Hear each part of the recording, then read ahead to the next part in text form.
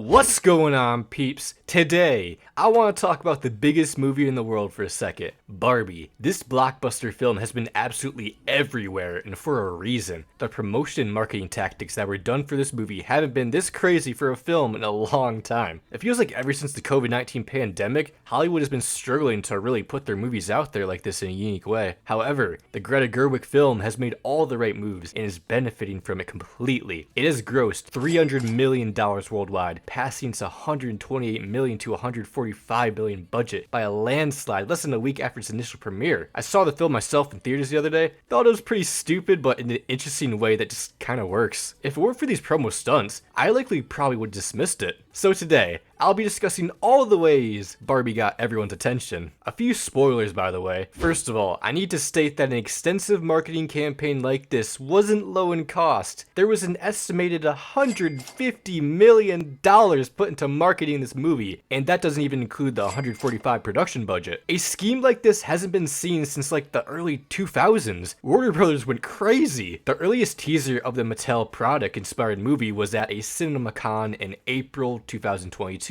During the Warner Brothers presentation, they gave a first look at the movie. An image of famous actor Margot Robbie as the iconic Barbie sat inside a pink 1956 Chevrolet Corvette. People were already complimenting Robbie's portrayal, practically looking like a real-life Barbie during the previews for Avatar: The Way of Water. It was parodying Stanley Kubrick's 1968 film 2001: A Space Odyssey's opening Dawn of Man scene. There was a commitment to the joke of being a Barbie movie that instantly makes the film seem more self-aware and likable, but April 2023 was when the real rollout for the film began. April 4th, 2023, 24 character posters were shared on Barbie's social media account featuring several different versions of Barbies and Kens. It was looking like we were going to see a whole multiverse of Barbies with different variants, proving that Barbie was everything she wanted to be, and Ken? He's just Ken. This ultimately revealed the cast for the movie, which was pretty much perfect. Margot was already revealed as Barbie, but Ryan Gosling was revealed to be Ken. Massive pop musician Dua Lipa made her acting debut as a mermaid. There were several Barbies that had a lot of power and brains. Then there's the weird Barbie, Kate McKinnon, representing that Barbie that was ruined by its owner that played with it too much. Plus the Kens that are once again just Ken,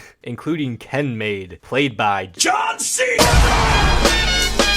Too bad you can't see him. However, there is only one Alan in this multiverse, played by Michael Cera, one of the many discontinued Barbies. America Ferrera is the mother and owner of the stereotypical Barbie, and Ariana Greenblatt is her bratty daughter. You can't forget about the GOAT, Will Ferrell, playing the greedy CEO of Mattel. From the ridiculous concept to the star-studded casting, everybody was pretty excited for this one. The posters would become a viral meme on the internet with spoofs and parodies of the Barbie promo poster photoshopped with a Barbie selfie AI linked by the Barbie account. This allowed internet users to Photoshop literally anything they wanted to on a Barbie poster, creating an unlimited amount of possibilities for the meme community. Its connection to the meme culture only helped grow its hype. The first viral spoof was of a Succession character, Kendall Roy, as Ken, from Twitter user Corn and Cunt. Once that tweet took off with like 27,000 likes in a day, they just kept them coming. Homelander, Mia Goth, Laura Plummer, Saul Goodman, and more, along with Barbie boxes popping up in several movie theaters near you. Everybody could be Barbie. This way of participation was just genius, but that isn't everything just yet. Because with every movie, you gotta have some sort of soundtrack, and the one for Barbie didn't disappoint. It is absolutely loaded with some of the biggest pop stars at the moment. It was produced by the creator of the best-selling song in America, Mark Ronson. Barbie music supervisor George Draculis texted Ronson one word back in 2022. Barbie? Director Gerwig was in need of a disco-inspired single that would light up the dance floor for the film's choreographed dance number in Barbie's house. Ronson would form the lead single for the soundtrack, Dance the Night, by cast member Dua Lipa. Margot Robbie begged for Gerwig to put the original Barbie song from 1977 on the soundtrack. However, she had other plans to include the song in a new, fresh way. This would involve a team-up between Ice Spice and Nicki Minaj called Barbie Barbie world. Minaj had already been calling her fanbase the Barbs, so this made sense. It was a New York drill track that samples the Aqua track, a style that Ice Spice is pretty familiar with, so it works out. Watada by Karol G and What Was I Made For by Billie Eilish were the other singles for the soundtrack, the latter being used for the most vulnerable moment in the movie. So we got Ava Max, Charlie XCX, Dominic Fike, 50/50, Gail, Haim, Callie, Khalid, The Kid Laroi, Lizzo, Pink Pantheress, Tame Impala, and Ryan Gosling also featuring on the soundtrack. Another moment that generated hype for the soundtrack was that there would be two surprise artists yet to be announced. The first ended up being Billie Eilish, and the second one, who Mark Ronson described as one of the greatest living artists around with a deep connection with Barbie. It was Sam Smith. Okay,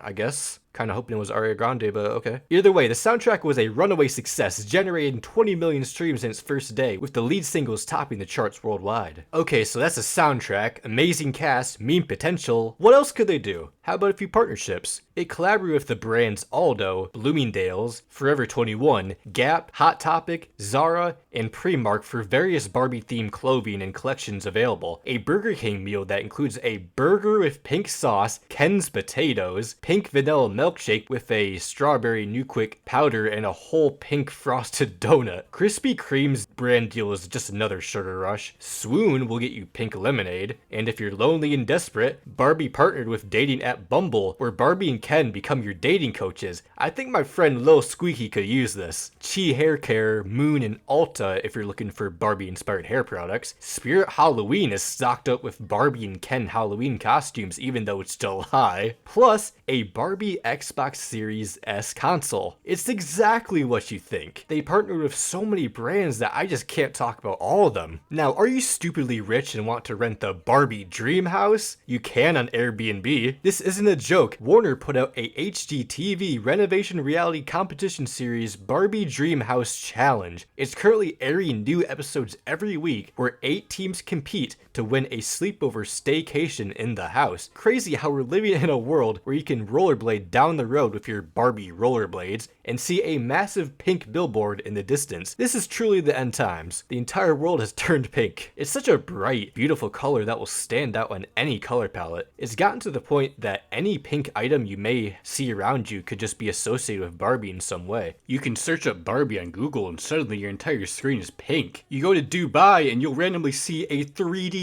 Barbie statue, or whatever that is, I don't even know. As expected, TikTok has played its part in spreading the Barbie movie everywhere. There's a Barbie AI filter that turns you into a Barbie doll. The movie has also inspired dances, cosplays, and a bunch of tomfoolery. Discussion of this movie is practically everywhere at this point. Something being everywhere you look will make you want to check it out by default to see if it's worth the hype. Or maybe you weren't going to watch the movie at first, but then you saw someone freaking out about it online, and now you're going to watch it out of spite. I'm gonna call this petty watching. Recently, internet commentator Ben Shapiro saw the movie and put out a 40-minute rant destroying Barbie. This supposed overreaction likely encouraged even more people to watch the movie to tick off Shapiro, proving that all publicity is good publicity for this film. This wasn't the only film that was released on July 21st though. The biographical thriller film Oppenheimer would be competing with a blockbuster movie. It led to a bit of a competition, but this ultimately led to Barbenheimer being brought into existence. Despite the films being quite different from each other, they're both said to be great movies. So instead of choosing one of the movies, the general public will watch one and then the other right after. It's a double feature and a night of different emotions, watching both films on the same day. This only led to both movies exceeding box office expectations, with Barbie being the obvious first place winner. It's still a massive bag for both, where the July 21st to 23rd weekend generated $310 million, the 4th largest weekend in box office history. Second place isn't a bad thing, as long as you profit. Another huge market that Barbie tackles here is nostalgia. That older generation that used to play with Barbies or toys in general. Now they get to experience a movie decades later. In an overly nostalgic generation like this one, there's a reason this is doing so well. The Barbie movie also reminds people about the old, discontinued Barbies and reveals Mattel's product history throughout. out. Honestly, it's just a commercial for Mattel at this point. They even included Barbara Handler in the movie, whose mother was the creator of Barbie, naming the product after her daughter. Ruth died in 2002, but the real-life Barbie lives on at 82 years old. A sweet little detail there. The movie reminds people that you never know the last time you'll be using that toy of yours before you grow up and forget about it. It puts the audience in the toy's shoes where they believe they're only making their owner happy. I never played with Barbies, obviously, but I have several WWE action figures, bro,